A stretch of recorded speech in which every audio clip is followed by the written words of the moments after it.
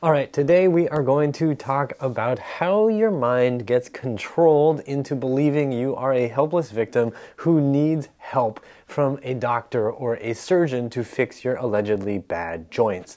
So the other day I posted a video about somebody who thought I was an idiot when I was talking about hip pain and how I said, hey, stop paying attention to the structural explanations, meaning don't get caught up in this idea of arthritis is the cause of all your issues, that bone damage is always the cause of all your issues, because the correlation between arthritis in an x-ray and actual symptoms is zero.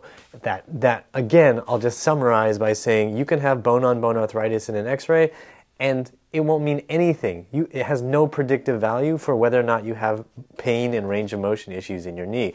And you could have zero arthritis in an x-ray in your knee, and you could have lots of stiffness, pain, weakness, and immobility. The two just don't correlate, which is why I say, who cares? ATM, always think muscles. So somebody was talking about that, and I explained in this previous video that, hey, we need to understand that your muscles can atrophy in different ways, and that also muscles can be too strong, can be too stiff and inflexible, and that can affect things at the knee.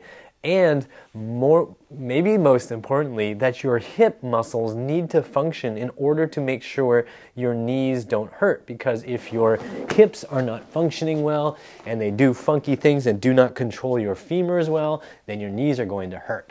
Okay? So to me, that was a very uncontroversial statement, but I got a comment from somebody called Kodiak Cycling who said, I think there's no clear proof and evidence which say lack of mobility in the hips, for example, correlate with knee pain. Current literature is not sure about that as far as I know. So first I want to point out Kodiak Cycling, very respectful comment and very probably fact-based comment and not at all aggressive. So awesome. Thank you. And thank you for contributing to the development of everybody's understanding. Okay, so I'm not trying to attack Kodiak Cycling. I just want to attack this line of thinking, and I want to be very careful about it because I don't want to turn into some sort of like crazy anti-science lunatic, but I also want to make sure that we're clear about what's going on when doctors start saying stuff like this and how this line of thought infects us and makes us start thinking like, oh yeah, obviously we have to do the thing that has the high-tech science behind it, right? So Kodiak Cycling is saying, hey, if you look at the evidence and if you talk to your doctor, they're going to tell you there's no studies that definitively show that if your hip muscles are not functioning well, that your knee is going to hurt. There's, where's the correlation and causation, okay? So whenever you see anything about joint pain and about muscle function, I want you to think about how potentially complex it is to create a study that adequately encompasses everything about how the muscles work, okay? Around your hip joint, I actually forgot the number. I think it's 26 muscles that directly cross the hip joint and control that hip joint. 26, 23, I forgot. I haven't gone and counted recently. It's been years. Okay, so 23. And all of those muscles do something different depending on the position that the femur is in. Okay, so you just want to think, well, which of those are we going to study? Because we're going to try to do this in a nice, very precise scientific way, right? Are we going to study this one, this one, this one, this one, or maybe these 4, or maybe just these 5, or these 20? Are we going to do all 20? And then how are we going to suss out what the relationship is to this? There's other variables like activity levels, sport that you play, stairs that you walk, how often you walk every day. So you're going to need to construct a very complex study to do this. And that means this is not going to be a cheap study. The study is going to require you to have good statisticians, good data collection. You're going to have a whole bunch of patients willing to enroll. And the kicker, the reason why this will never get off the ground is because all of that costs a lot of money. And what is the treatment that you're going to be offering all these people to enroll in this study? Well, let's just say nothing because we're just trying to fact find. Okay, well, good luck. The studies that do get done in medical joint pain research are the ones that offer somebody a treatment, usually something like surgery, and versus a physical therapy protocol that doesn't work, which I've talked about in previous videos in detail. In hip impingement and hip labral tears in particular, I've talked about how those physical therapy studies are PT versus surgery studies are basically garbage, but that's a different topic, right? So you are looking at a system that is geared towards pushing certain treatments to fix certain discrete, allegedly, problems. So if it's a knee problem, you get knee surgery. And that knee surgery needs evidence, so that evidence will be generated by knee surgeons. And that will continue to proliferate until placebo-controlled studies come out. And even after those placebo-controlled studies come out, where they do fake surgeries versus real surgeries, they still do the surgeries. Okay? So instead of saying, oh, well, you know, the evidence actually shows that this surgery is no better than a fake surgery, we should probably stop doing the surgery, they keep doing the surgery. So if we're going to think about how we treat the human body in a science-based way, and we're going to criticize exercise, stretching, anything that's non-invasive as being non-scientific because there is no body of evidence, then we need to be honest and say, well, the reason there's no body of evidence or a very little body of evidence is because nobody's paying for it, because there's not a ton of money involved in people taking care of their own bodies. That's the actual truth, right? That's why I can sit online and say, hey, try these different exercises and you're going to see that your body gets better. And it costs you basically nothing but your time and attention. I don't make $10,000 every time somebody comments and says, hey, I fixed my knee pain, right?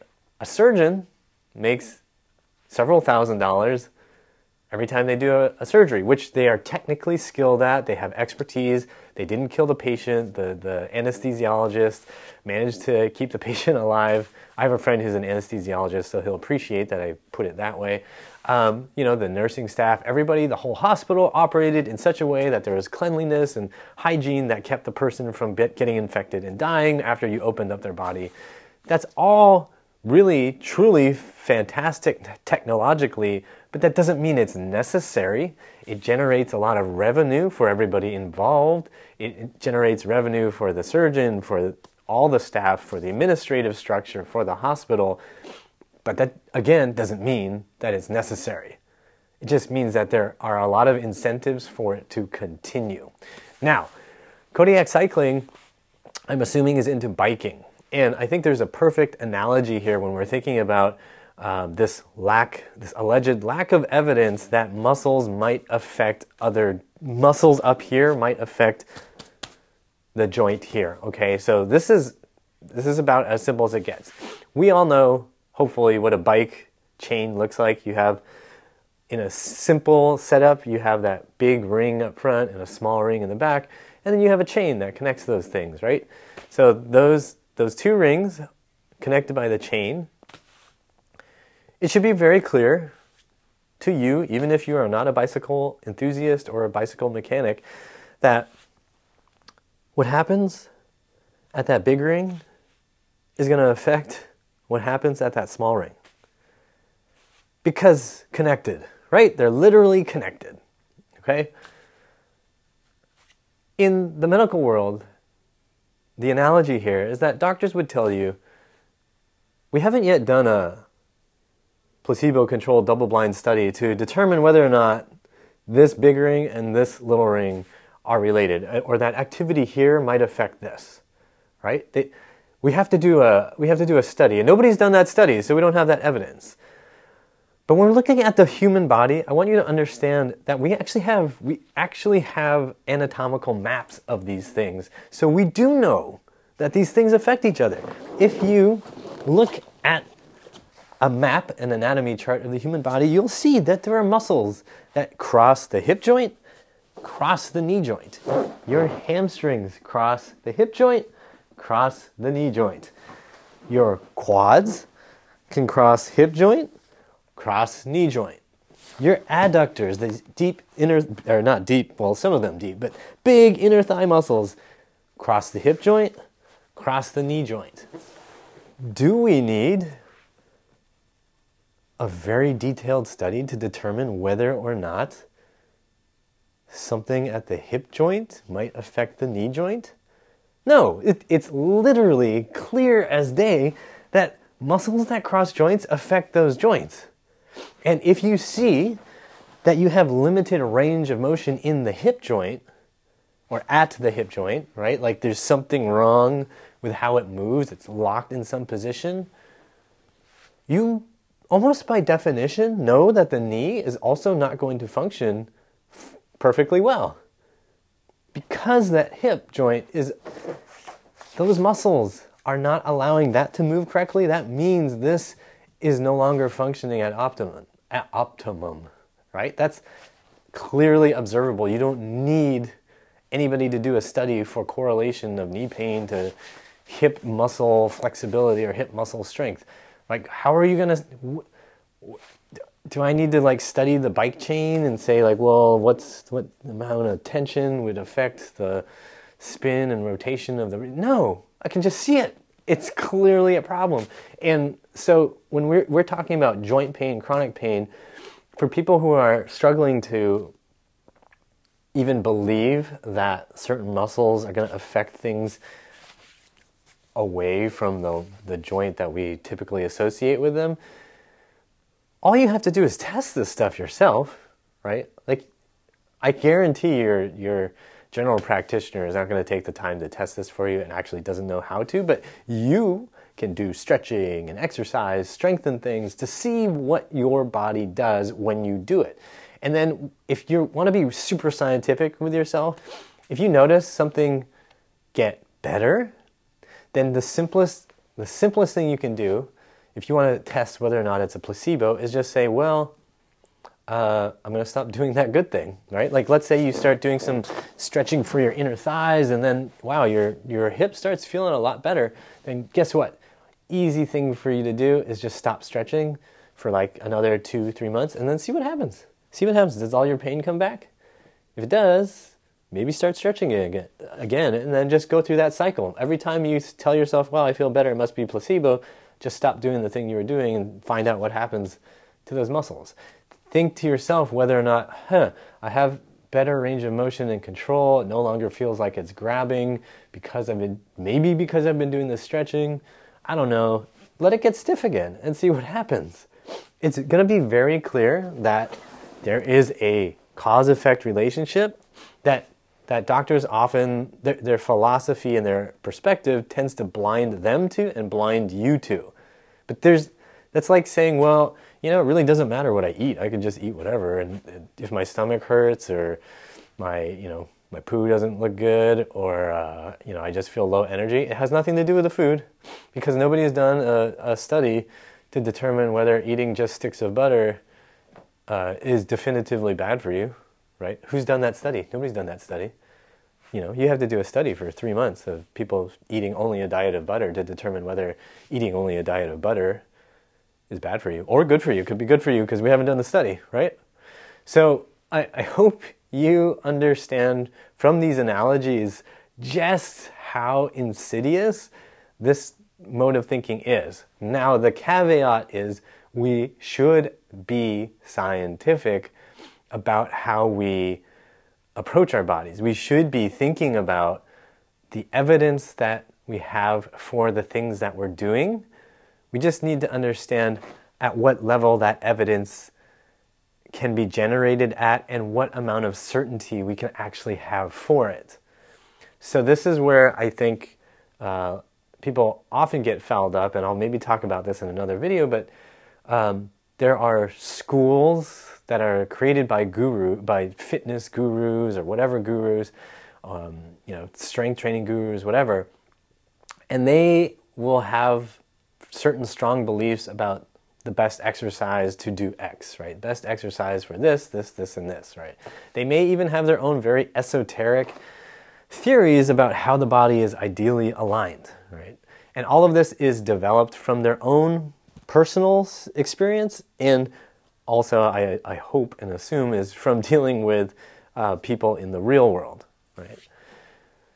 It's important to know that trying to create universal theories about very specific joint things, very specific exercise things that you propose are universal for every body is difficult at best, right? So that's why I always emphasize that if you are working with your body, you need to understand that you have the most access to information about your body specifically, and don't let an outside expert necessarily override your judgment unless there's ample evidence that you have been able to generate with your body to make the determination.